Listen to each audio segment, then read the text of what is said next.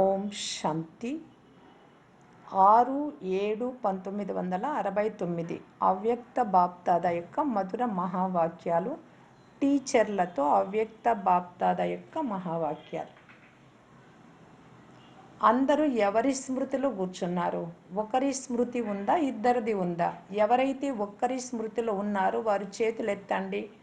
మరియు ఎవరైతే ఇద్దరి స్మృతిలో ఉన్నారో వారు చేతులెత్తండి. ఇప్పుడు ఆ ఇద్దరు ఎవరు? అవ్యక్త వతన్ వాసియా లేక వతన్ వాసియా? మీరందరూ టీచర్స్ కదా. మీ దగ్గరికి ఎవరైనా జిజ్ఞాసులు వస్తే వారికి ఏ గమ్యం ఇస్తారు? అందరికీ ఏమి శిక్షణ ఇస్తారు? మీరు టీచర్స్ కదా.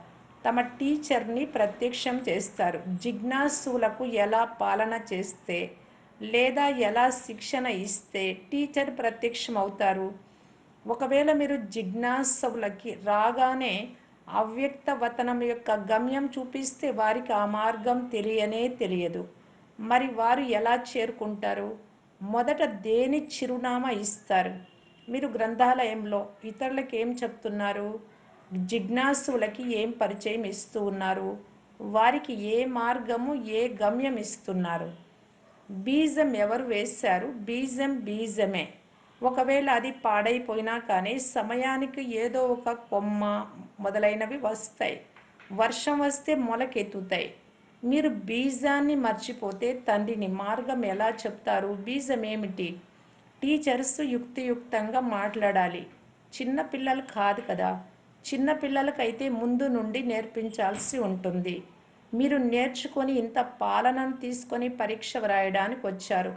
చదువుకుంటారు మరియు పరీక్ష కూడా వ్రాస్తారు. రెండు కార్యాలు కలిసి నడుస్తాయి. బాబా అవ్యక్త వతన్ వాసి అయ్యారు కనుక మీరందరూ కూడా అవ్యక్త వతన్ నివాసి అవ్వాలి. బాబా ఏ సృష్టిలో ఉంటూ అవ్యక్తమయ్యారు? మీరు కూడా ఎక్కడ తయారవ్వాలి? సాకార సృష్టిలోనే సృష్టి ఉంటుంది కదా. సృష్టి అయితే ఆల్రౌండ్ గ్లోబ్. సృష్టిలో మొత్తం వృక్షమంతా ఇమిడి ఉంది. కానీ సృష్టి యొక్క గమ్యం సంగమం. సంగమ బలిహారము ద్వారానే మీరందరు ఇక్కడికి చేరుకున్నారు. మీరు మీ గమ్యాన్ని మర్చిపోతే ఏమవుతుంది? గమ్యాన్ని బాగా స్మృతి చెయ్యండి. మరియు ఏదైతే బాబా ద్వారా చదువు లభించిందో దానిని ధారణ చేయండి. ధారణ ద్వారా ధైర్యంగా అంతర్ముఖిగా అవుతారు. ధైర్యం ద్వారా కలియుగ రావణ రాజ్యాన్ని సమాప్తం చేయగలరు. ఇప్పుడు చదువుకునే సమయము మరియు వెనువెంట పరీక్ష వ్రాసే సమయం కూడా. ఇది ఒక విషయం. రెండవ విషయాన్ని కూడా ధ్యాసలో ఉంచుకోండి. ఇంత సమయం బాప్దాద ఒడిలో పాలింపబడ్డారు మరియు మీరు చేసిన పనులన్నీ బాబాకు వ్రాసి ఇవ్వండి. సిగ్గు కారణంగా కొన్ని బాప్దాదాతో దాచి ఉంచారు. బాబాని గ్రహించాము, అన్నీ బాబా ముందు పెట్టేశాం అనుకోకండి. కొందరు కావాలి అని పొరపాట్లు చేయలేదు. సోమరితనంతో పొరపాట్లు జరిగాయి. అవన్నీ అందరూ వ్రాసి ఇవ్వాలి. ఇది అంతిమ సమయం కదా. 84 జన్మల కర్మల ఖాతా ఇక్కడే పూర్తి చేసుకోవాలి. సత్యత, స్వచ్ఛత అని చెప్తారు, కానీ సత్యత మరియు స్వచ్ఛతలో కూడా తేడా ఏమిటి అనే అర్థాన్ని తెలుసుకోలేదు. ఇప్పుడు దాని లోతులోకి వెళ్ళి మొత్తం జీవిత కథను వ్రాయాలి. పిల్లల సేవ చేయటానికి మరియు పిల్లలను స్వచ్ఛంగా తయారు చేయటానికి అవ్యక్త వతనం నుండి బాప్దాదా వచ్చారు. బాబా సేవ చేస్తున్నారు. ఆది నుండి అంతిమం వరకు బాబా మీకు సేవకుడు. సేవ చేయడానికి సదా తయారుగా ఉన్నారు. బాబాకు చాలా గర్వంగా ఉంటుంది. నా పిల్లలు శిరో కిరీటాలు, నయన సితారాలు, వారి కోసం స్వర్గస్థాపన జరుగుతోంది కనుక స్వర్గవాసులుగా చేయడానికి తయారు చేస్తున్నారు. మేము లక్ష్మీనారాయణలు అవుతాము అనే లక్ష్యం పెట్టుకొని కూడా మరలా పొరపాట్లు చేస్తూ ఉన్నారు కనుక బాప్దాదా మరలా సేవ చేయడానికి వచ్చారు. అంతమతీసో గతి. అంతిమంలో ఏది ఆలోచిస్తే అదే పొందుతారు. ఇప్పుడు సమయం లేదు. సమయం చాలా సమీపంగా రానున్నది. సింహశక్తులైన మీరు భుజాలను తయారు చేయాలి. అప్పుడే శత్రువులతో యుద్ధం చేయగలరు. మీపై మీకు నమ్మకం లేదు మరియు బాప్దాదా యొక్క పూర్తి పరిచయం లేకపోతే శక్తి సేనగా కాలేరు. శక్తి స్థితి యొక్క అలంకారం చేసుకోలేరు. మీలో శక్తిని ధారణ చేస్తే అప్పుడు వచ్చే వారికి కూడా పూర్తి గమ్యం లభిస్తుంది మరియు వారందరూ కూడా మీ శక్తి సేనలో చేరిపోతారు. కనుక మిమ్మల్ని స్వచ్ఛమైన వజ్రంగా మీకు మీరే చేసుకోవాలి. లోపాలన్నీ తొలగించుకొని స్వచ్ఛంగా అవ్వాలి. సేన యొక్క విలువ ఎంత? కొంతమంది 9 క్యారెట్లు, కొంతమంది 12 క్యారెట్లు. స్వచ్ఛమైనది స్వచ్ఛమైనదే. క్యారెట్ల మాట ఉండకూడదు. కరెక్ట్గా అవ్వాలి. మిమ్మల్ని మీరు సరిచేసుకోవడానికి సమయం లభించింది. ఇప్పుడు ఈ విషయాన్ని బాగా ధ్యాసలో ఉంచుకోవాలి. భూమి చలించినా ధర్మం వదలకూడదు. ఏ ధర్మము ఏ భూమి తెలుసా? ఒక్కసారి ప్రతిజ్ఞ చేశారు, బాప్ దాదాకు చేయి ఇచ్చేశారు. మరలా ధర్మాన్ని వదలకూడదు. పవిత్రత, పతివ్రత నారి తన ధర్మంలో చాలా గట్టిగా ఉంటుంది. మీరు సత్యమైన సీతలు మరియు సత్యమైన లక్ష్మిలు, మహాలక్ష్మిగా అయ్యేవారు. మరి మీ లక్ష్యం ఏమిటి?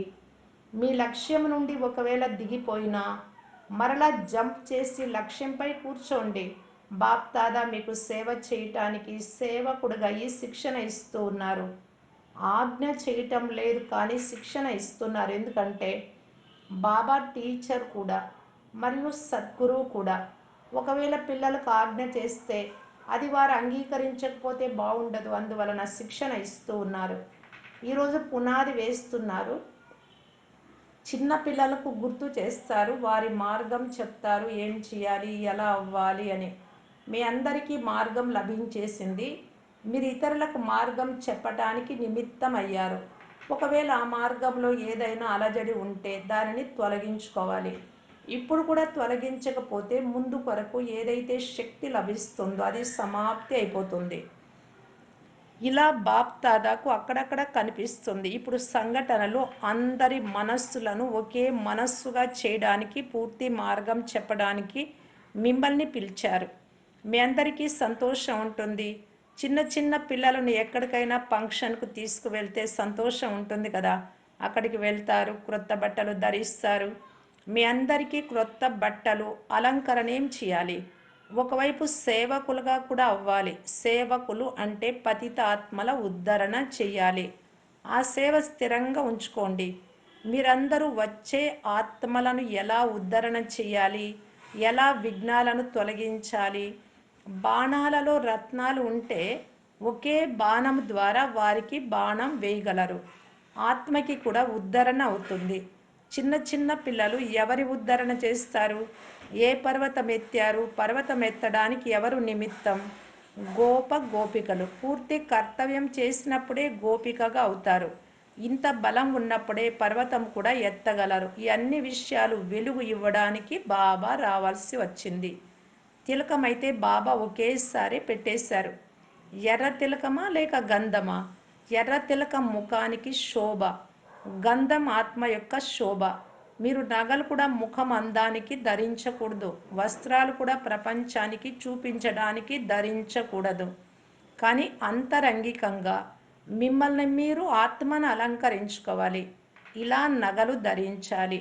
అది లోకానికి ఇష్టమైనదా, మన మనస్సుకి ఇష్టమయ్యేదా? లోకానికి ఇష్టము అనేది బయటికి సంబంధించినటువంటిది. మనస్సుకి అంతర్ముఖిగా ఉండడం ఇష్టం. అంతర్ముఖి అయ్యి మిమ్మల్ని మీరు అలంకరించుకోవాలి. లోకానికి ఇష్టమైన ఉపన్యాసం చెప్తారు, సంతోషం చేస్తారు. ఉపన్యాసం యొక్క సారము మీ ఒక్కొక్క కర్మేంద్రియాలలో నిండిపోవాలి. అప్పుడే శోభ వస్తుంది. కర్తవ్యం ద్వారా దైవీ గుణాల ప్రత్యక్షత జరగాలి. దైవీ గుణాల క్లాస్ అలంకరించుకోవడానికే. ఇలా అలంకరించుకొని సంగమం దాటాలి. మొదట సంగమంలో అలంకరించుకోవాలి, తర్వాత ఇంటికి వెళ్ళాలి. ఇంటి నుంచి మరలా ఎక్కడికి వెళ్ళాలి? అత్తగారి ఇంటికి. కన్య అత్తగారి ఇంటికి వెళ్ళినప్పుడు ఒకవేళ చదవడము వ్రాయడము రాకపోతే అత్తగారికి అత్త అంటారు. అంటే ఆమె ఎలా ఉందో ఈమె కూడా అలాగే ఉంది అని. వారిలో నడవడం, లేవడం, కూర్చోవడంలో తెలివి ఉండదు. ఇప్పుడు మీరు అత్తగారి ఇంటికి వెళ్ళాలి కనుక బాబా అడుగు అడుగు చూడడం లేదు కానీ ఒక్కొక్క కర్మేంద్రియాన్ని చూస్తున్నారు. అడుగు ద్వారా కోట్లు లభిస్తాయి. ఒక అడుగు బాబా స్మృతిలో వేస్తే అది మీ కళ్యాణం కొరకే, కానీ కర్మేంద్రియాలను కూడా అలంకరించుకోవాలి. నగలు ధరించి నడవాలి.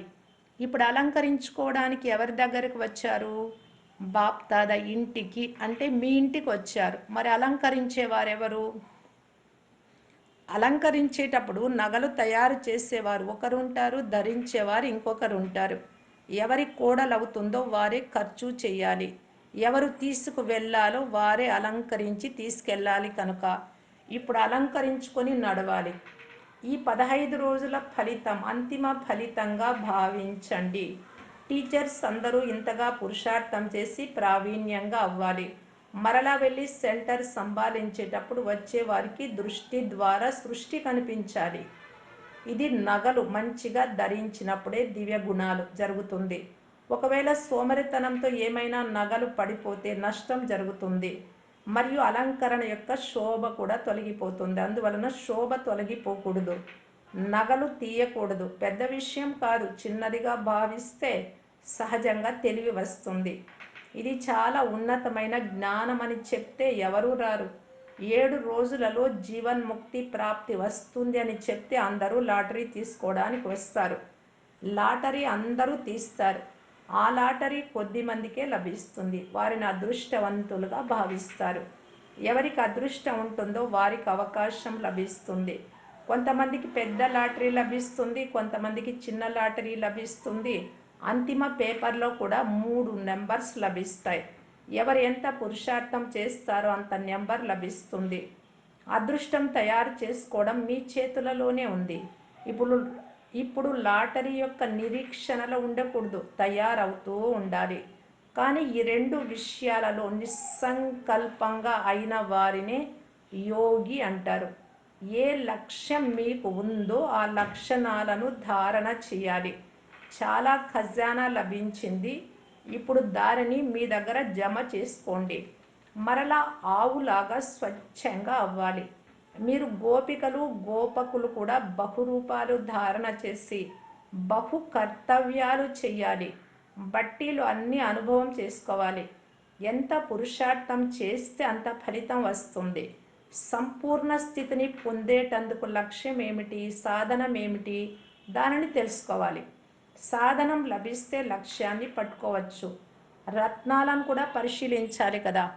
పూర్తి విలువ ఉండాలి. రత్నాల విలువ రత్నాల వ్యాపారియే పరిశీలించగలడు. ఎవరు పరిశీలించలేరో వారు విలువ కట్టలేరు. రత్నాలు మెరుస్తున్నప్పుడే మిమ్మల్ని పరిశీలిస్తారు. మీ విలువ పెరుగుతుంది మరియు గ్రహించేవారు గ్రహిస్తారు. చమత్కారం లేకపోతే ఎవరు కొనుక్కుంటారు? సత్యమైనదో కాదు అని అనుకుంటారు. డబ్బులిచ్చి తీసుకున్నది పని చేయకపోతే లాభం ఏమిటి? మీరు కూడా పూర్తిగా అలంకరించుకున్నప్పుడే కొనుక్కునేవారు కూడా వస్తారు. అంటే జ్ఞానీలు తయారవుతారు ఇక్కడికి వచ్చి. అప్పుడు రత్నాల విలువ ఎక్కువ అవుతూ ఉంటుంది. అవ్యక్తవతన్వాసి అయిపోతారు. ఓం శాంతి.